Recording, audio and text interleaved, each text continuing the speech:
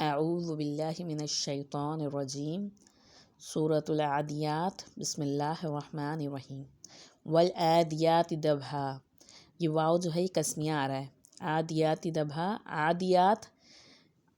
عادن سے ہے، عادن کہتے ہیں تیز دوڑنے والے کو، اور یہ مؤنث کا صیغہ ہے۔ عادیاتی تا جو لگا ہوا یہ مؤنث کا صیغہ آئے گا۔ عربی میں ایک چیز یاد رکھیں کہ غیر عاقل کی جمع جو ہوگی اس کے لیے مؤنث کا صیغہ آتا ہے، یعنی یہاں مراد عادیات سے مراد ہے گھوڑوں کے ایک حوالے سے بات کی جا رہی ہے۔ اللہ تعالیٰ قسم کھا رہے ہیں گھوڑوں کی، تو غیر عاقل کی جمع کے لیے مؤنث کا صیغہ استعمال ہوتا ہے گا۔ والعادیات ضبحا، قسم ہے سر پر دوڑنے والے گھوڑوں کی، ہانپتے ہوئے دوڑنے والے گھوڑوں کی۔ قد ضبحا کا معنی ہے گا ہانپنے والا، یعنی گھوڑوں کے نتنے سے جس میں سانس کی پھنکاریں مار رہا ہو، اس کے نتنے جو ہوتے ہیں جب دوڑتے ہوئے نا اتنے زیادہ ہو رہے ہوں کہ سانس میں پھنکاریں آ رہی ہوں اس میں۔ فالموریات قدحا، پھر وہ سم مار کر چنگاریاں نکالتے ہیں۔ موریات جو ہے اس کا معنی ہوتا ہے کہ دو پتھر جیسے رگڑتے ہیں نا تو اس سے جو چنگاری اسپارک آتا ہے گا اس کو کہا گیا ہے گا، یعنی کہ جب یہ ایسے گھوڑے تیز سر پر دوڑ رہے ہوتے ہیں گے اور جب پتھریلی زمینوں سے گزرتے ہیں گے تو ان کے پیروں سے چنگاریاں نکلنے لگتی ہیں گی، لیکن پھر بھی دوڑتے رہتے ہیں۔ فالمغیرات صبحا، پھر صبح کے وقت دھاوا بولنے والے، یعنی مغیرات، مغیرہ کہتے ہیں حملہ آور ہونے والے کو۔ غیرہ کا لفظ ہم پڑھ چکے ہیں، غیر المغضوب علیہم، وہیں سے حملہ آور ہونا، کسی پہ ٹوٹ پڑنا۔ صبح صبح سویرے، یعنی کہ بالکل جب فجر سے پہلے کا ٹائم ہوتا ہے اس ٹائم پہ تمام انسان اور جن جانور جو ہوتے ہیں گے سب کی جو ہوتی ہے بہت ہی گہری نیند کا وقت ہوتا ہے گا، تو اس وقت میں جا کر یہ گھوڑے اپنے مالک کے حکم پر سونے کے بجائے اپنی نیند قربان کر کے حملہ کر دیتے ہیں گے۔ دراصل عربوں میں کیا طریقہ تھا کہ وہ جو لوٹ مار کیا کرتے تھے وہ قبیلوں پر ایسے وقت میں حملہ کیا کرتے تھے جس وقت سب جو ہیں ایک طرح سے انکانشیس ہوں اور کسی کو بھی اتنا ٹائم نہ ملے کہ اس کے خلاف کچھ کر سکیں، تو ایسے وقت پہ حملہ کیا جاتا تھا صبح سویرے غارت گیری کے لیے، کہ ہر کوئی بڑی سکون کی نیند سو رہا ہو اور یہ حملہ کر دیں۔ آیت نمبر 4 میں آ رہا ہے گا فَأَثَرْنَ بِهِ نَقْعًا، بس اس وقت وہ گرد و غبار اڑاتے ہیں۔ فَأَثَرْنَ بِهِ نَقْعًا کا مطلب ہوتا ہے گرد و غبار اڑانا، یعنی وہ اتنا دوڑ رہے ہیں کہ ان کے دوڑنے سے ایک گرد و غبار، یعنی زمین پہ پتھریلی زمین پہ چلتے ہیں تو کیا نام چنگاریاں نکلنے لگتی ہیں گی، اور پھر مٹی والی زمین پہ ہیں تو پھر اس میں سے کیا ہوتا ہے گرد و غبار اڑا رہے ہیں گے، اور گرد و غبار میں اٹ رہے ہیں گے، ان کے سانس میں جا رہی ہے اور ان کی ہانپ رہے ہیں کانپ رہے ہیں، لیکن اپنے مالک کے لیے دوڑے چلے جا رہے ہیں گے۔ اور یہ جو ہر آیت سے پہلے فا آ رہا ہے نا، یہ فا جو ہے عربی میں ایک چین کے لیے استعمال ہوتا ہے کہ یہ بات جو ہے ابھی کنٹینیو ہے، ابھی ذکر جو ہے وہ گھوڑوں کا ہی ہو رہے گا۔ فَوَسَطْنَ بِهِ جَمْعًا، پھر اس کے ساتھ وہ دشمن کی جمعیت کے اندر گھس جاتے ہیں گے، فوجوں کے اندر گھس جاتے ہیں گے۔ فَوَسَطْنَ جمع، جمعیت کے اندر گھس جاتے ہیں گے، یعنی کہ یہ جو گھوڑے جو ہیں گے یہ جب حملہ کرتے ہیں گے، اور اگر ان کو مراد لیا جائے وہ گھوڑوں کی جو غازی گھوڑے ہیں گے جو کہ جہاد کے لیے استعمال کیے جاتے ہیں گے، تو یہ اپنی جان کی پرواہ کیے بغیر مالک انہیں جس طرف موت کے منہ کی طرف بھی لے جا رہا ہے تو یہ اس میں بھی گھستے چلے جاتے ہیں گے۔ تو اللہ تعالیٰ یہاں پہ ساری قسم کھا کر اب جواب قسم کیا آ رہا ہے، ان الانسان لربہ لقنود، یقیناً انسان اپنے رب کا بڑا ناشکر ہے۔ انسان کو جو اپنے اللہ تعالیٰ نے جو مخلوق تمہارے آگے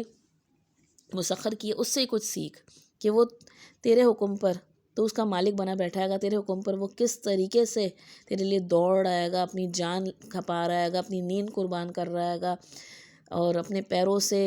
چنگاریاں نکال رہا ہے گا، گرد و غبار میں اٹ رہا ہے گا، سانس پھول رہی ہے لیکن وہ پھر بھی دوڑے جا رہا ہے گا۔ لیکن اے انسان تو اپنے رب کا کتنا مالک کے ساتھ کیا کر رہا ہے گا۔ قنوط جو ہے نا وہ کہتے ہیں بہت ہی ناشکرہ، نمک حرام، جو بہت زیادہ مشکلات کا ذکر کرے لیکن نعمتوں کا نام نہ لے۔ تو یہ انسان کو سکھایا جا رہا ہے، اللہ تعالیٰ ایک جانور سے سکھا رہے ہیں انسان کو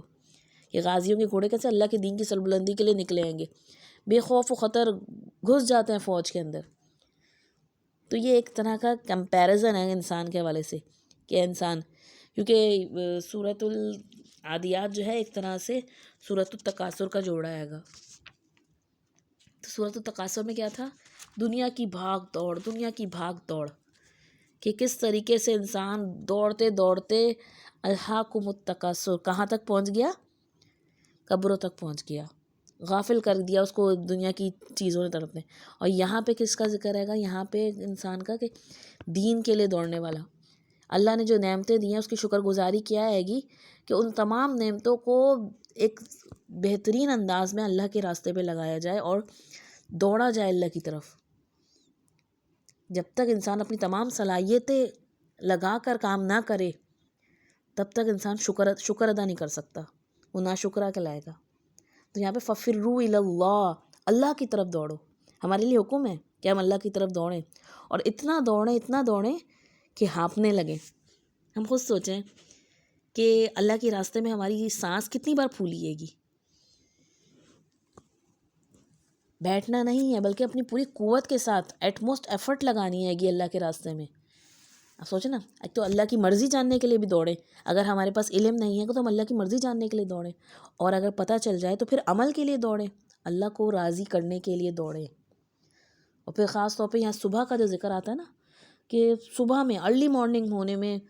سونے میں وقت نہ گزاریں، وہ صبح برکت کا ٹائم ہوتا ہے گا، اس کو اپنے لیے یوٹیلائز کریں اور اس میں اپنے دین کے کام کے لیے، اللہ کے کام کے لیے، اللہ کو راضی کرنے کے لیے اس وقت کو بہترین طور پہ استعمال کریں۔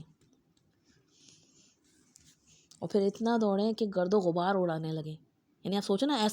ایسی دوڑ کہ گرد و غبار کب اڑتی ہے گی کہ آس پاس کے ماحول والوں کو پتہ چلنا چاہیے کہ واقعی میں یہ شخص تو دوڑ رہا ہے اللہ کے راستے میں، اتنی گرد و غبار۔ اور اس سے یہ بھی کہ اگر ماحول موافق نہیں بھی آ رہا ہے گا، آس پاس اتنی گرد و غبار موجود ہے گی، اتنی پولوشن ہے گی، اتنے گناہ یا پھر اللہ کی نافرمانی اتنی ہو رہی ہے، اس کے باوجود وہاں پہ ہمیں سروائیو کرنا ہے، ہمیں اللہ کے راستے میں ہی لگے رہنا ہے گا، جان ہتھیلی پہ رکھ کر ایسی جمعیت میں گھس جانا ہے گا کہ کچھ بھی ہو جائے اپنے رب کی فرما برداری کی راستے پہ رہنا ہے۔ اگر یہ سب نہ کریں گے تو کیا ہوگا؟ تو عملی طور پہ ہم ناشکرے ہیں گے۔ عملی شکر کتنا ادا کرتے ہیں ہم سب؟ ہم خود سوچیں، ہم سمجھتے ہیں ہم تو بڑے شکر گزار ہیں گے، لیکن ہمارا عمل، ہماری نعمتوں کو ہم کتنا اللہ کے راستے پہ لگاتے ہیں گے؟ نبی کریم صلی اللہ علیہ وسلم اور صحابہ کرام رضی اللہ کی زندگی کن حالات میں گزری ہے گی؟ آپ خود سوچیں، ہم نے خود سیرت کا مطالعہ کیا ہے کہ چند سالوں میں کتنے غزوات گزرے ہیں گے، ایک ختم نہیں ہوتا دوسرا شروع ہو جاتا ہے گا۔ ایک دفعہ ایک مسلمہ قذاب کے حوالے سے کہتا ہے کہ جب اس سے لڑنے کے لیے مسلمان نکلے تو ایک انصاری صحابی تھے جو اس غزوے میں بہت زخموں سے چور چور ہو گئے، تو ان کی مرہم پٹی کے لیے ان کو لے آ کر خیمے میں لٹایا گیا۔ تو اتنے میں کمانڈر کی پکار آئی، یا آل انصار، تو وہ ایک دم لڑکھڑاتے ہوئے کھڑے ہو گئے۔ تو ان کو کہا گیا نہیں آپ لیٹیں، آپ کہاں جا رہے ہیں، آپ کی حالت کیا ہو رہی ہے، آپ بیمار ہیں؟ وہ کہنے لگے نہیں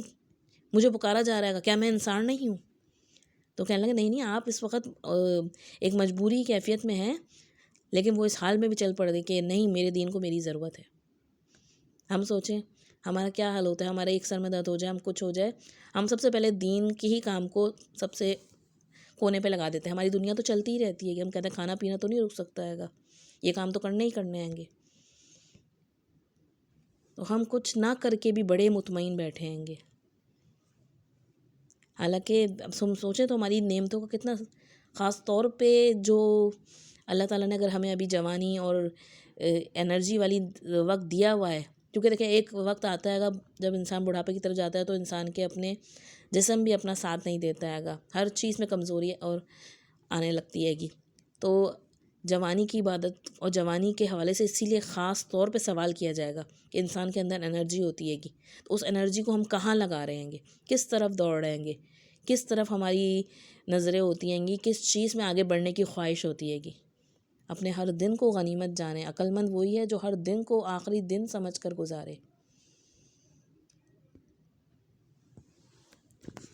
تو اللہ تعالیٰ یہاں پہ یہ فرما رہے ہیں گے ان الانسان لربہ لقنود، یقیناً انسان اپنے رب کا بہت ہی ناشکر ہے، وانہ علی ذلک لشہید، اور وہ خود اس پر گواہ ہے، یعنی اس بات پر انسان خود بھی گواہ ہے، انسان خود بھی جانتا ہے۔ سورہ القیامہ میں آتا ہے بل الانسان علی نفسہ بصیرہ، کہ انسان تو اپنے بارے میں خود بڑا اچھی طرح بصیرت رکھتا ہے کہ وہ خود کیا کر رہا ہے گا، خوب جانتا ہے گا کہ قدم قدم پر اپنے رب کی کتنی ناشکری کرتا ہے گا۔ اور اس کا ایک دوسرا معنی بھی لیا گیا ہے گا کہ یہاں پہ اللہ تعالیٰ گواہ ہے گا، کہ اللہ اپنے بندوں کی کوششوں کو خوب دیکھ رہا ہے، خوب گواہ ہے کہ کون بندہ جو ہے وہ اس کے راستے میں دوڑ رہا ہے اور کون بندہ اس کے راستے میں یوں ہی بیٹھا ہوا ہے۔ دیکھیں دنیا کمانے کے راستے میں تو سبھی دوڑ رہیں گے۔ آج آپ گھر سے باہر نکلیں اور دیکھیں یہاں گھوڑوں کا ذکر رہے گا، ہر جگہ آپ کو دوڑتی ہوئی آج گاڑیاں نئے نئے ماڈل کی نظر آئیں گی، لیکن وہ سب کس طرف دوڑ رہی ہیں، کس طرف جا رہی ہیں؟ کون سی چیز حاصل کرنے کی ایک طلب اور چاہت، اور اس کے لیے پھر اپنی ایٹمو سے اسٹرگل کی جا رہی ہے کہ دنیا میں وہ سب چیزیں آپ کو اگر گرد گھومتی نظر آئیں گی تو وہ اگلی آیت میں آ رہا ہے وَإِنَّهُ لِحُبِّ الْخَيْرِ لَشَدِيدٌ، یہ مال کی محبت میں بڑا سخت ہے، بے شک وہ یعنی انسان لِحُبِّ الْخَيْرِ، حب محبت کو کہتے ہیں، خیر یہاں پہ مال مراد لیا گیا، لشدید البتہ بڑا شدید ہے، بڑا سخت ہے، مال کی محبت میں گرفتار ہے۔